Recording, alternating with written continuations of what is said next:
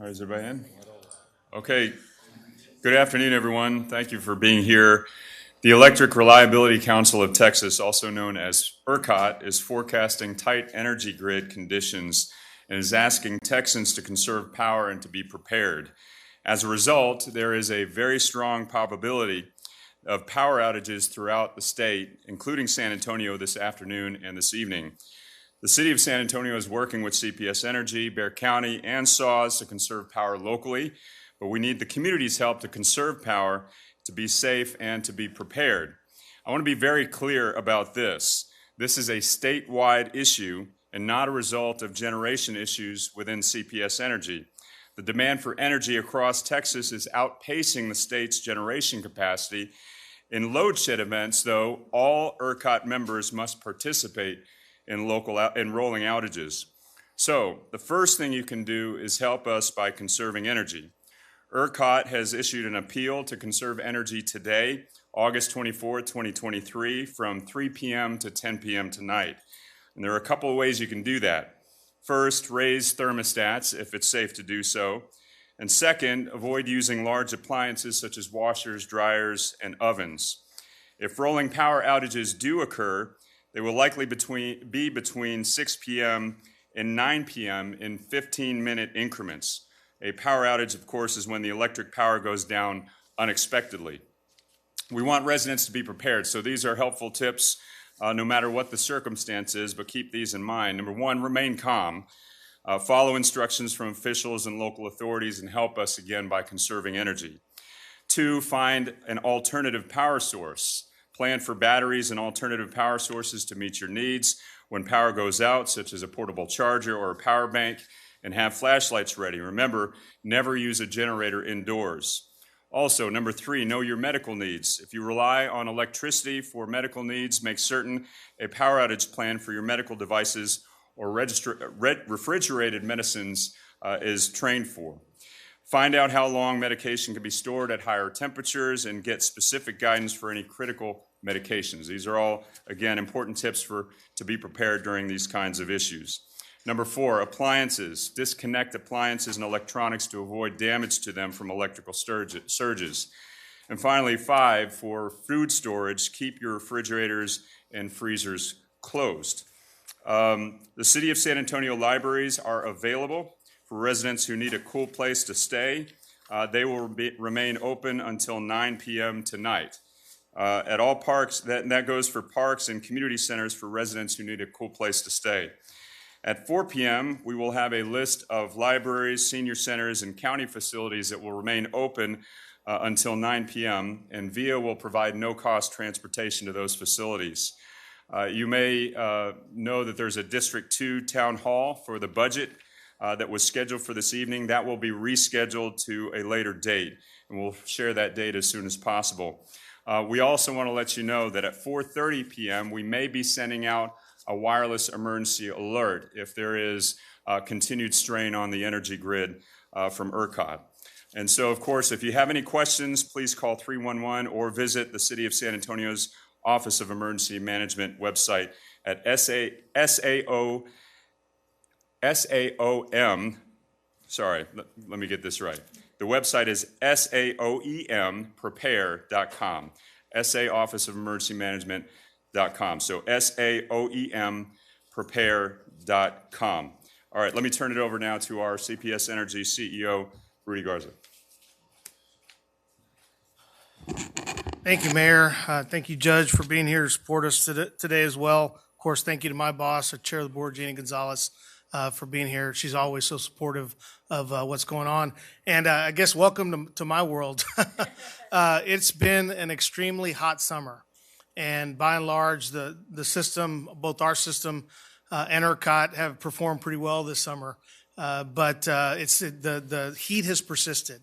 And, you know, you might ask, well, why are all of a sudden now we're having these requests for conservation, whereas it's been pretty quiet over the months of May, June, and July. And it really has to do with just kind of the changing, patterns. We've got schools back in service, so the load overall across ERCOT is up, and it's up into the evening hours.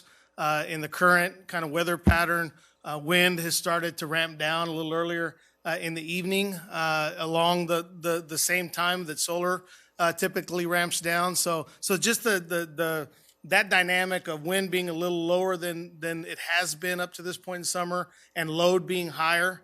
I think you'll hear the same thing out of Pablo Vegas, the CEO of ERCOT's messaging, as you will ours. So our plants are running great. We're contributing to the health of the ERCOT grid, and we have been all summer long. And I want to really spend some time thanking the employees of CPS Energy, both the folks in the field that keep your power and your gas flowing every day, and especially the folks at our power generating facilities. They have done an exceptional job this summer maintaining reliability for our customers here in San Antonio, and again, contributing back towards the health of the grid.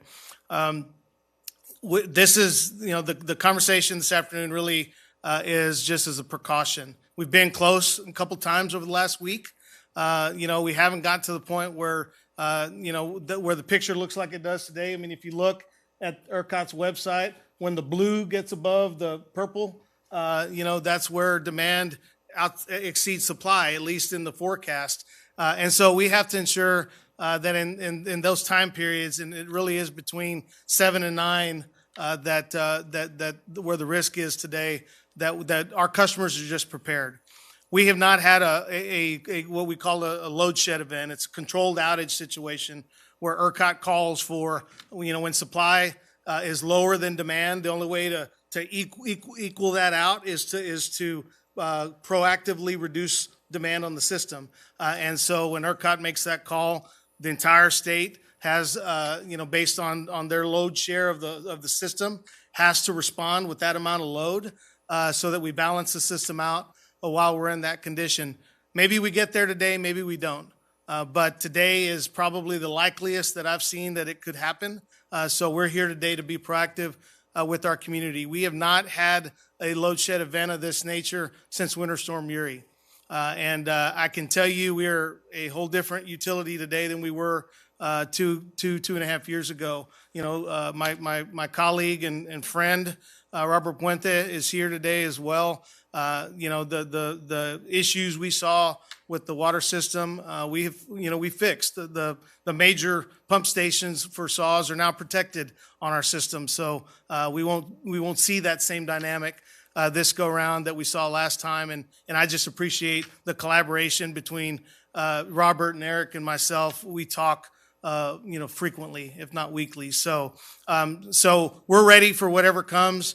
The experience will be much different this time. That event 2.5 years ago was the most extreme event we've ever seen in ERCOT. That is not the condition that the view that we're looking at today. If ERCOT does call for a load shed event, it'll be a much smaller scale and likely will not last, but maybe an hour or two at most, assuming we don't lose any additional power plants on the system. And most customers, if you do experience a potential outage, you'll experience an outage for 15 minutes, and then you'll be on for some amount of time. If it persists, then you might see a second outage, but I think that's probably highly unlikely today. So for customers who do experience an outage, they should see an outage for 10, 15 minutes and then be back on, and we should be good to go. I would encourage customers, if you do find yourself impacted by an outage this evening, you can see what's going on our outage map. So we'll have a message up that we're under ERCOT controlled outages on our outage map, and that's really kind of how you can tell how the outages are being rotated across the community. And all parts of the community, will be impacted for those circuits that are part of that system. So just for my council members, all of your districts will be impacted. So we don't focus on any one council district or quadrant. In CPS Energy terms, the whole community would be impacted in the event of a load shed event. So I'm going to stop there. I think we're going to turn it over to Maria and let Maria cover these talking points in Spanish, and then we'll take questions. Thank you, Rudy. Good afternoon. Buenas tardes, soy María Villagómez, subadministradora de la ciudad de San Antonio. El Consejo de Confiabilidad Eléctrica de Texas, ERCOT, pronostica condiciones estrictas en la red eléctrica y pide a los tejanos que conserven energía y estén preparados el día de hoy. Existe una gran posibilidad de cortes de luz o cortes de energía en todo San Antonio y en todo el estado esta tarde y esta noche. La ciudad de San Antonio está trabajando con CPS Energy, nuestra compañía de electricidad, el condado de Béjar y nuestra compañía del agua SAWS para ayudar a conservar energía aquí en San Antonio a un nivel local. Pero necesitamos la ayuda de toda la comunidad para conservar energía el día de hoy. Quiero dejar muy claro que este es un problema estatal y no es el resultado de problemas de generación eléctrica con nuestra compañía de CPS. La demanda de energía en todo Texas está superando la capacidad de generación del estado. En eventos de corte de carga eléctrica, todos los miembros de ERCOT, como la ciudad de San Antonio, deben participar en estos cortes de electricidad continuos. Así que lo primero que pedimos es conservar la energía. ERCOT ha emitido un llamado para conservar energía hoy, el 24 de agosto de 2023, de las 6 a las 9 de la noche. Aquí hay algunas formas en que usted nos puede ayudar a conservar energía. Eleve la temperatura en sus termostatos. Evite el uso de electrodomésticos grandes como son lavadoras, secadoras y hornos. Es muy probable que se produzcan cortes de energía esta noche. Si los hay, probablemente sean entre las 6 de la tarde y las 9 de la noche, en incrementos de 15 minutos. Un corte de energía significa que la electricidad eléctrica se cortará inesperadamente. Nosotros queremos que nuestros residentes estén preparados, así que aquí hay 5 maneras de cómo hacerlo. Primeramente, manténgase en calma. No use generadores adentro de su casa porque eso puede ser peligroso. Conozca sus necesidades médicas. Si depende de la electricidad para cualquier necesidad médica, haga un plan ahora para cortar esos dispositivos médicos o mantenerlos en refrigeración. Desconecte también sus aparatos electrónicos y electrodomésticos para evitar daños en caso de que haya cortes eléctricos. En lo que se refiere al almacenamiento de sus alimentos, mantenga cerrados sus congeladores y refrigeradores. Un refrigerador puede mantener los alimentos fríos durante 4 horas. La ciudad de San Antonio va a ampliar el horario de sus centros de parques hasta las 9 de la noche. Así que usted, si necesita ir a algún lugar esta noche, puede visitar nuestros centros de parques. También estamos trabajando para extender las horas de nuestras bibliotecas y algunos de los centros para las personas de la tercera edad o lo que se llaman los senior centers. Y vamos a tener una lista disponible a las 4 de la tarde. La compañía de vía va a transportar sin ningún costo a las personas que necesiten ir a estas facilidades. Si tiene alguna pregunta, por favor llame al 311 o visite el sitio web de la Oficina de Manejo de Emergencias de aquí de la ciudad de San Antonio. La ciudad va a mandar una notificación electrónica a aquellas personas que se han registrado que tienen alguna condición médica vulnerable. Eso se mandará a las 3:30 y quizás mandemos una notificación a su celular a las 4:30. Y finalmente, si hay cortes de electricidad, se le mandará también una notificación a aquellas personas que son afectados cuando ese corte suceda. Muchas gracias por su asistencia y por su disponibilidad con la ciudad. Gracias. Thank you, Maria and Rudy. Just a couple final notes. One, we have begun notifying folks who are part of the critical care registry that there are outages anticipated by ERCOT. And the second is, I mentioned that there may be a 4:30 wireless emergency alert go out if the conditions remain as they are with ERCOT. In addition to that, once the rolling outages do start occurring, we will send another wireless alert out to folks. So we are going to over-communicate what's happening here so everybody is aware, and we appreciate your presence also to get the word out. So at this time, any of our speakers are here. Our city manager is here as well to take any questions that you might have, and Laura has a walking mic.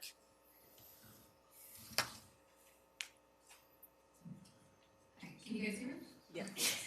Just a quick question. Yesterday we did a story with SAWS about how there are already water outages because people are overusing water. So there, at my last check, was about 18 water outages throughout the city. Should ERCOT now also have rolling blackouts? How are CPS and SAWS going to work in order to make sure that they're taking care of all quadrants of the city for all people that are also struggling to be without water and potentially without power?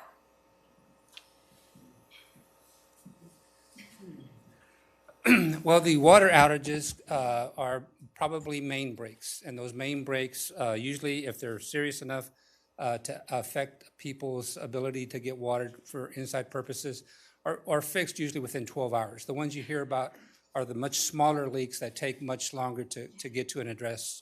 So all of the issues that Rudy talked about addressing those things to make sure that he gets power to the people and therefore the water gets to the people are taken care of. There will be no issues tonight regarding your ability to get water for your basic purposes. None at all. Not even for the discretionary use of watering your lawn.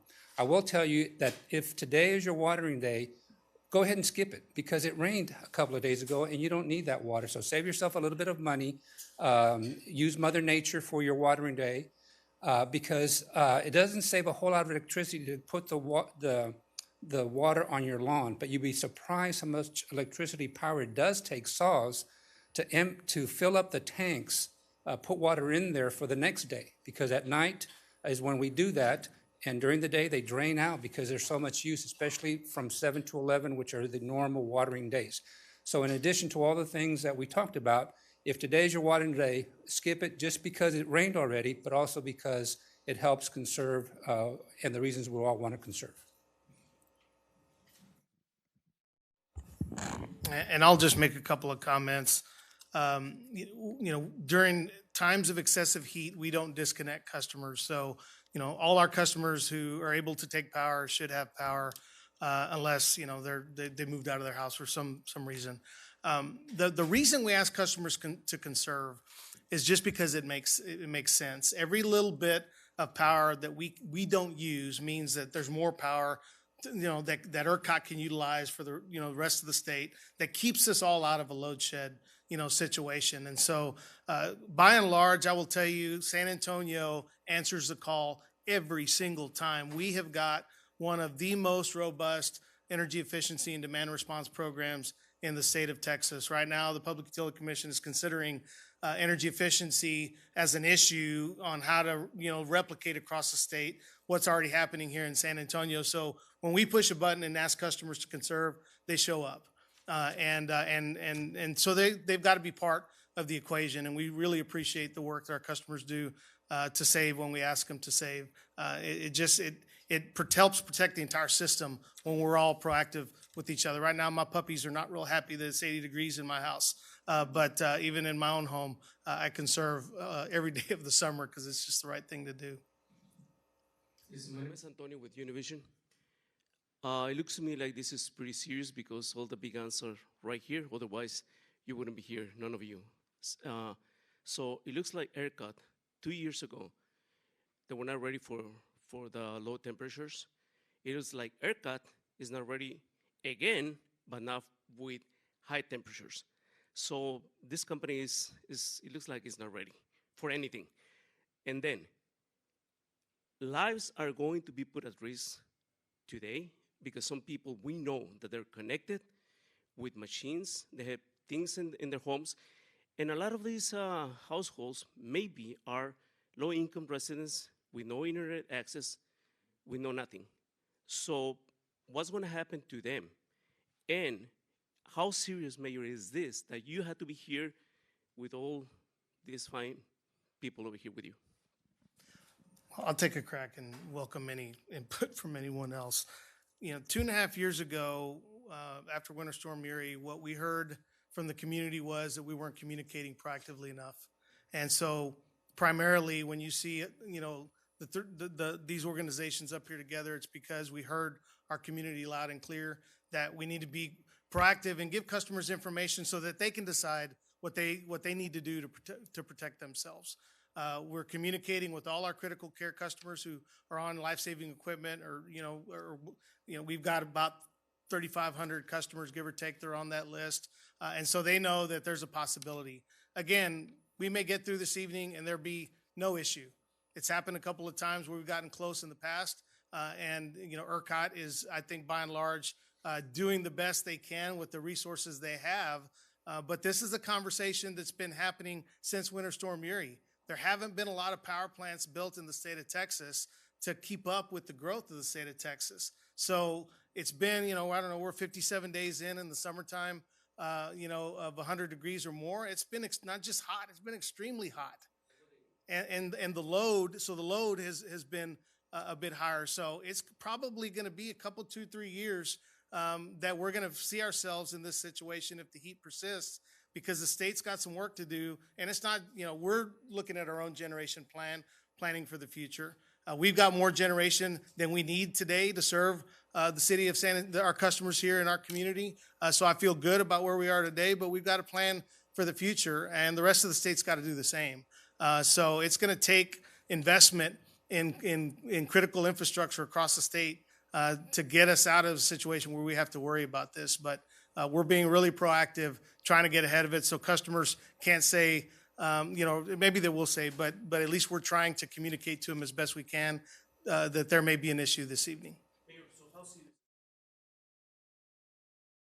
One, you're seeing our county judge, Peter Sakai, you're seeing, I think, the full city council here, our public utilities here, because this is a serious situation. When ERCOT says there might not be enough power for the state, that's a problem. You asked me if I'm happy to be here. I think that's your question. I'm not happy to be here, especially in a state where we were guaranteed that the ERCOT grid is ready to go after the Winter Storm Uri debacle.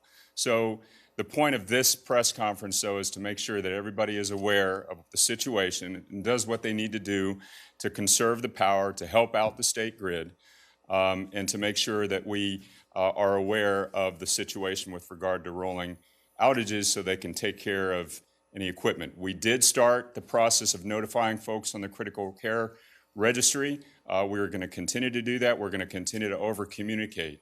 And then we'll have conversations afterwards about what still remains to be done with regard to securing the energy grid. I'm Avery Everett with KSAT. I think my question particularly pertains to CPS, but I'd be interested to hear other leaders' perspectives on it as well. So I know today was classified as a yellow day, and we had 16 of those in July and 12 in June. And, I guess my question is, we're having this press conference on a yellow day. What's the threshold for an orange or red day? And then to follow up with that, so many stories we've done so far this summer, I live in Texas. I've been dealing with heat my entire life. That's the response from community members. How do you build buy-in to conserve when people have been dealing with this their entire lives? Well, and we just had this conversation leading into this event.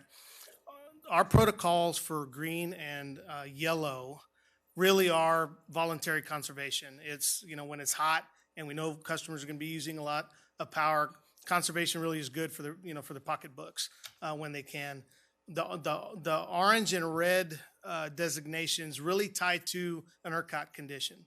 So when ERCOT starts issuing energy emergency alerts, and it goes from 3 to 2 to 1, when that reserve capacity, when the gap between the two lines falls below 3,000 megawatts, ERCOT will put out a release, saying that now we're asking for kind of mandatory conservation, and that's when we'll get into the orange. Once they issue an EEA1 that says load shed is imminent, we'll issue the red alert. So orange and red are tied to an ERCOT, a formal ERCOT condition that's part of our communication protocols when we get into that situation. We've expanded that because we're trying to give as much information to customers on a regular basis about what they can do, depending upon kind of the conditions of the grid. So how do you build buy-in then on those voluntary days? Well, I tell you, we've got a lot of our customers respond very, very well to our four level alert. So I think for the customers that are proactive and want to be engaged, we get great buy-in. There's some customers that, may not pay attention, may not care. It just depends on, the individual. I don't know that we have any buy-in with them because they're really not paying attention to their levels, and they'll keep their air conditions on 73 degrees no matter what the condition is. So we got to do the best we can with the customers who will engage us to ask for conservation when we can get it. But I will tell you, it makes a difference. When things get tight, it makes a difference. So today is absolutely a day to care. Yes, ma'am. Joey Palacios, Texas Public Radio. Excuse me. So you're asking people to conserve energy.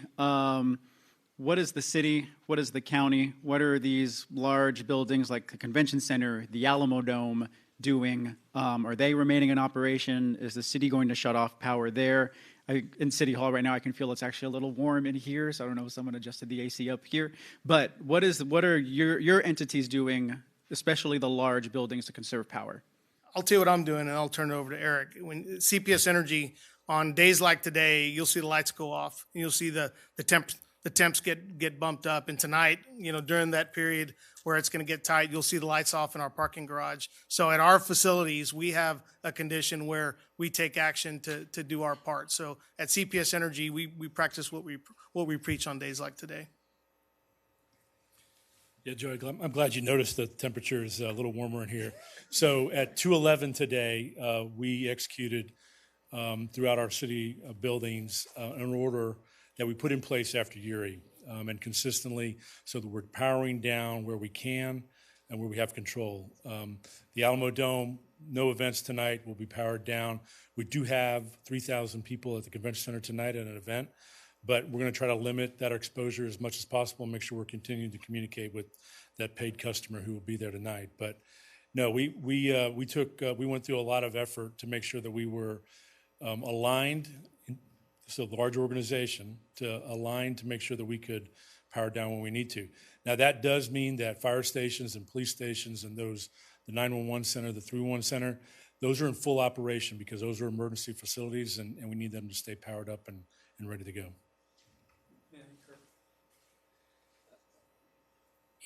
SAWS is CPS Energy's biggest power user. So what we're doing, for example, is Medio Wastewater Treatment Plant.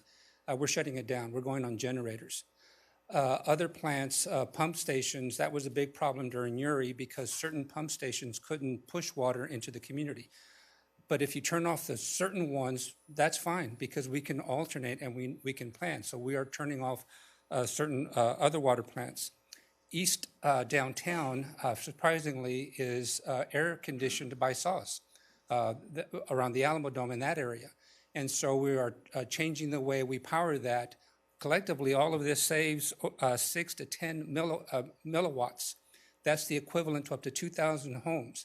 And it's not the equivalent, you were asking from KSAT, how do you get buy-in? It's not simply, as Rudy was saying, turning your thermostat down to 72, from 72 like maybe to 78. It's the entire home. It's the refrigerator, it's the air conditioning, it's the laundry. 2,000 homes during that one time period is the equivalent of what we're able to do because of the plan that we have in place now to have that reduction, have that voluntary response to what we're going through right now. Jeff, similar question to you. AT&T Center, Coliseum, do you know what operations there look like? Well, as your county judge, I have the statutory authority to activate the Office of Emergency Management, and I have done that. We have also activated the county senior cooling stations, and we've activated that our emergency services employees are on call. One of the things that we have a list of where those stations are. I don't know if the media wants that, but we have ESD number 2, which is station 124 at 14785 Omicron Drive. We have Emergency Service District 3 at 1126 Borgfield Road. We have Emergency District number 5 at 7120 East 6th Street in Somerset, Texas. ESD District number 7 at 11615 Galm Road. ESD District number 8 at 20825 Babcock Road, ES District Number 10 at 9100 South Loop 1604 East, and Emergency District Number 12 at the 14229 FM 1346 at St. Hedwick, Texas. What I would like to state for the record is, and I realize the concerns and the questions have been raised about the adequate system and what have we done in the last 2 years. What I will tell you today as the new county judge is you're seeing a system that is proactive. And I think we need to give ourselves credit that we move fast. I just learned right after lunchtime about this situation. We've already activated Office of Emergency Management. We've activated the cooling centers. I've got my staff and our PIO, Public Information staff, on call.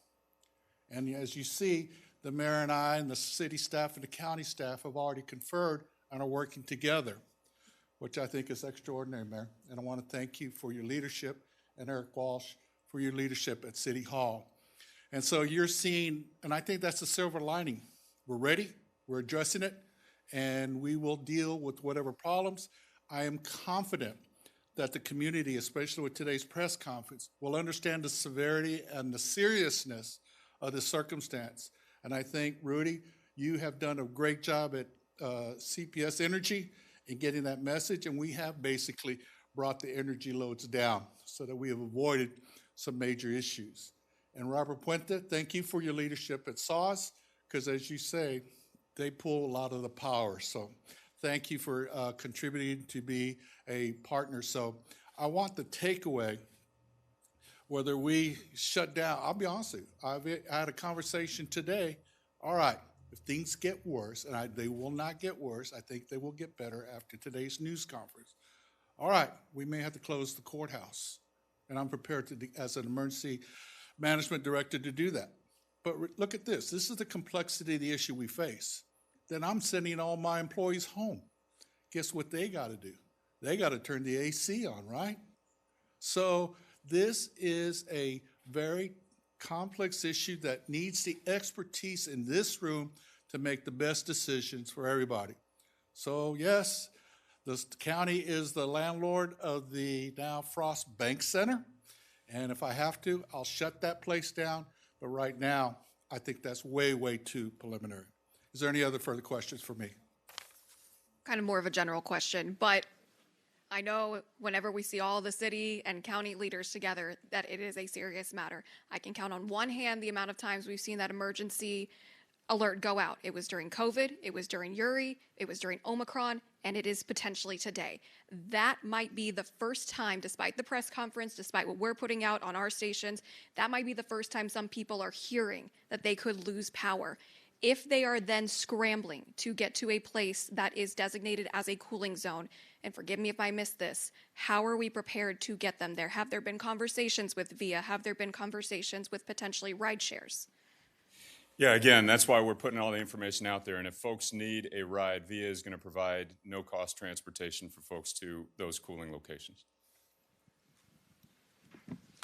Hi, yes, I have a couple of questions that kind of build on each other. To start off with, and this kind of goes off of what a couple of others have asked, I just want to see exactly how likely do we really feel like the rolling blackouts are to begin, because it seems like it's more likely than not, but I just want to confirm that I'm understanding that correctly.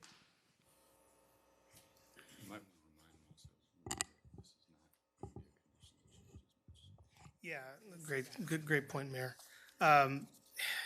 Look, it's hard to tell. We watch this.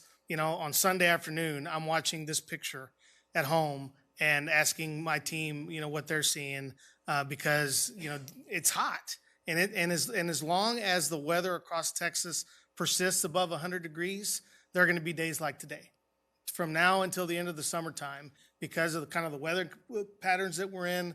If wind doesn't show up that day, whatever or we lose some power plants, which happens, we've like I said, we've had a great run season, but it could happen anywhere across the state and create a condition for us. So because that picture, when that picture changes and you can already see that blue line now is kind of coming down more in line with the supply line.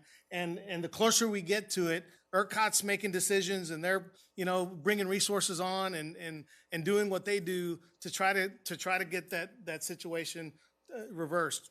We may get to 7 o'clock. That you go to that picture, it's going to look totally different, and kind of in that moment, the emergency is off. But if it's not, and we haven't been proactive about coming together and letting the community know that it's possible, then that's where customers are going to be upset with us because we didn't try. And so today is all about trying to get the word out so that if it happens, it's ready. But I can tell you that, the folks who are responsible for the grid across Texas are doing everything they can to ensure, one of the things that we didn't talk about here is that we're on the phone today with all our major users so that if you have backup generation and you can turn it on during this time frame, then that'll move those lines, to a better position. And utilities across the state are doing the same thing. So again, I would rather be here and tonight be a non-event than tonight be an event and us not have gone through the process of coming together like this. I'm extremely proud, quite frankly, of the fact that, as Judge said, that we're here because we've come a long way in 2 years, and we drill this stuff constantly together. All agencies together. So I'm hopeful that ERCOT will do its job and ensure that we have the resources we need come 7 o'clock. But we're ready if that situation's not the case. And I will tell customers, if you find yourself, impacted by a load shed event, we have done a lot of work to make sure that our system works the way it's supposed to, and that you'll be down for 15 minutes and then you'll get your power back. So this is really the first actual test we might have to ensure that the things that we said we've done actually work out that way. But I am confident that our team has done that work and that we're ready. Rudy won't say this, but this is not a CPS problem. This is an ERCOT problem. What CPS is doing is coming to the rescue of ERCOT and the rest of Texas. We, ever since Uri, that Rudy's been in charge, it's been a different day. It's been day and night over there at CPS. And I'm saying that as the head of SAWS, working with Rudy and working with CPS and Janie as the new chair, is they have been so communicative about what they're doing, how they're doing it. Again, I'm saying that we are their largest power consumer. And before they would just turn off a pump station and we had to scramble to move water around. Now we told them, leave these stations alone, but these are game. These are the ones we can turn off. So that coordination is really what's going on. So he won't say it. It's not CPS. This is essentially almost a drill for us that we are taking very seriously. Hopefully there's no rolling blackouts, brownouts, whatever they're called. But this is not CPS. State leaders will tell you that they took care of ERCOT. It's evident that they did not. They'd rather pick on our city council and our mayor telling them what to do than to fix ERCOT. All right, I think pretty well summarizes it, Robert. Thank you very much. So I think that's our final question. We will have individual interviews after this. So thank you all very much for helping us get the word out.